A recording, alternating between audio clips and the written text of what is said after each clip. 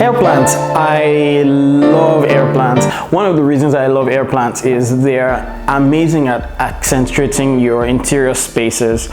And apart from that, airplants are typically plants that do not require soil to grow. As a matter of fact, sometimes when people see my interior space and they see the airplants in my apartment, they think they're just decoration. They don't know they're actual live plants. So I'm excited about talking to you about how to take care of your air plants.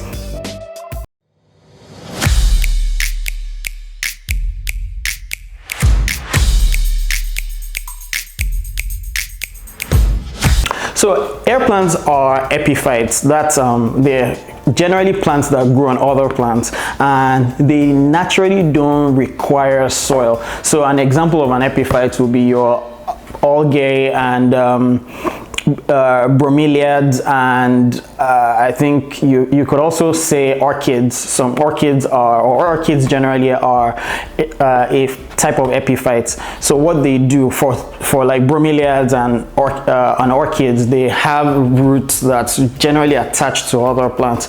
With air plants, on the other hand, they sometimes grow on branches or between branches of plants, and they generally just get their nutrients from the moisture that's around them, or around their roots, or in the case of air plants, on their leaves.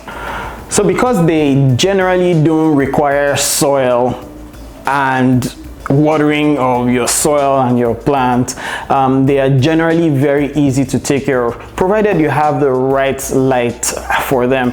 And when it comes to light requirements, you know, they naturally live on top of trees, or they attach to trees, so definitely they don't need as much of sunlight as a lot of other plants. So how you will know that your air plant is doing well is, for me, this is how I know, is that it doesn't die. But that aside, a growing air plant would at some point develop stalk, vertically growing stalk that blooms into flowers.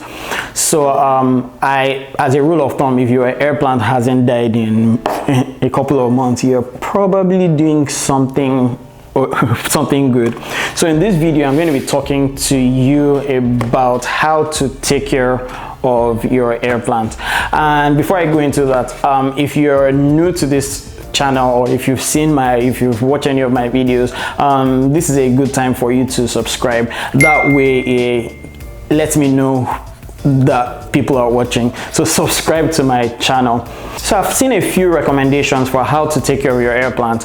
The most common one that I see these days is to spray your air plant. I generally do not subscribe to that idea.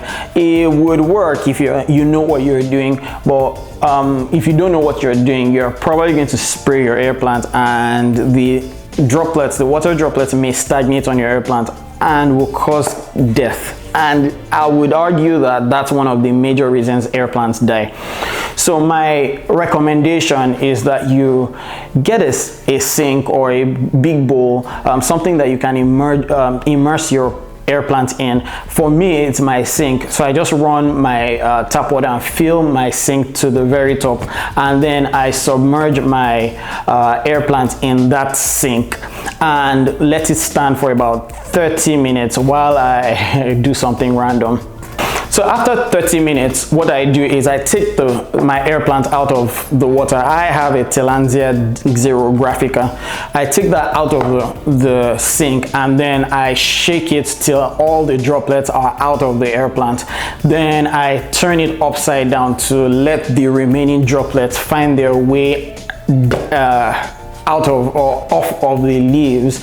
Then I let it stand for about 10 minutes or thereabout, and that way at that point I haven't put my air plant back where I keep them, but I make sure that the water droplets are totally off of the air plant, and when they are off of the air plant, I take them back to its designated location.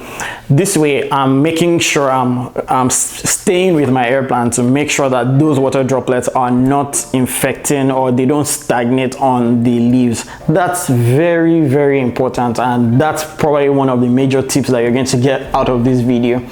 So a note of caution, I typically would recommend that you don't put your air plant out in full sun or where there's so much sunlight. Like I said earlier, air plants generally grow on top of other plants, and in the wild you'll see them like in shades and things like that. So you want to keep your air plants where there's like medium light, but of course where there's ample medium filtered light. That's very important. So like I mentioned earlier, air plants can be used to style or accentuate your interior spaces. I've seen a lot of crazy ideas for how you can do that in your own apartment or your own space. If you are one of those people who have air plants and you have really cool ideas, please in the comment section just tell me what your idea is. I've actually seen people get like driftwood and attach, like glue their air plants to like magnet and attach that to driftwood. I've also seen like situations where air plants are like inverted in seashells, and they make really creative interior accentuations. So thanks so much for watching this episode, and like I said, if you're not subscribed, please subscribe, and if you like this video, please like this video, and if you have any comments, if you have any tips, please don't be scared of sharing in the comment section. I'll see you in my next video. Thank you.